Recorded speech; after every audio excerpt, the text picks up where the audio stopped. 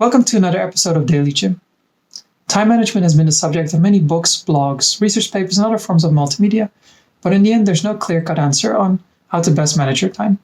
Sure, there are all these top 5, top 10 lists of things you should and shouldn't do, productivity hacks and applications, but in the end, everybody's circumstances and personality are different. In this video, I don't have an ultimate answer for you either, but I would like to share with you how I try to optimize my time. The first thing I always think about is how many hours do I have available in a day that can be dedicated to this particular task, activity, project, or business, or anything that moves me closer to the goals that I have set for myself. Once I've defined that number of hours, I think about the next point, which is what tasks and activities need to be taken care of right now in order to keep the business running or in order to keep moving towards that goal. Compare that to what kind of things can I do right now that can bring me benefits later, which in a sense is sowing the seeds and you can reap the benefits later. Personally, ideally, I would spend all my time on activities that can bring me benefits in the future, because that means I'm always thinking ahead.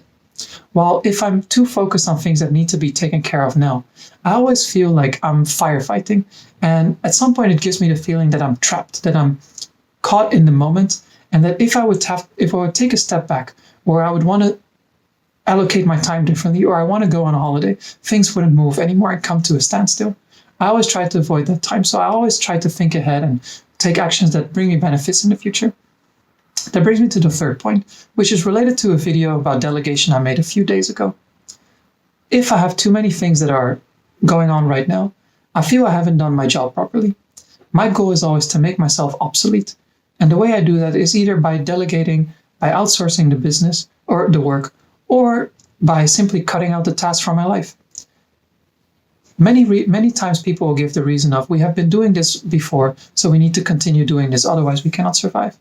But if you really think about it logically, back then things made sense because the return on investment on your time was really positive, and that's probably why you decided to take that action.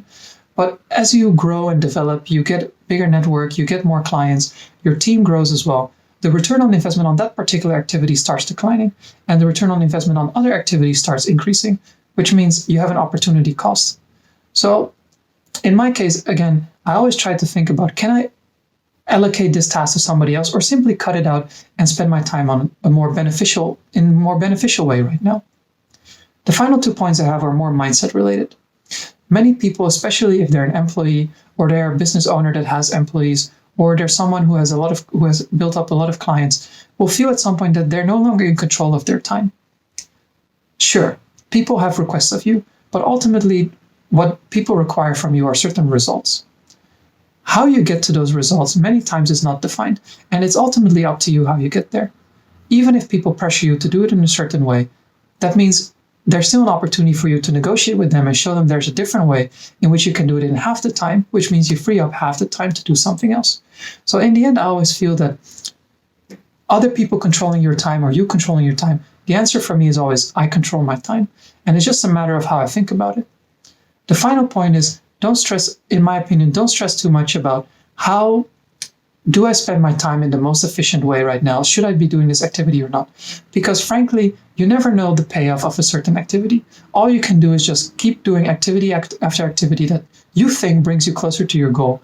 And over time, you get the experience and the feedback loop naturally that will tell you this activity is no longer worth it and something else is more worth my time. That's all I have for today's episode. I hope everybody has a nice day, and I'll be back again with another episode tomorrow.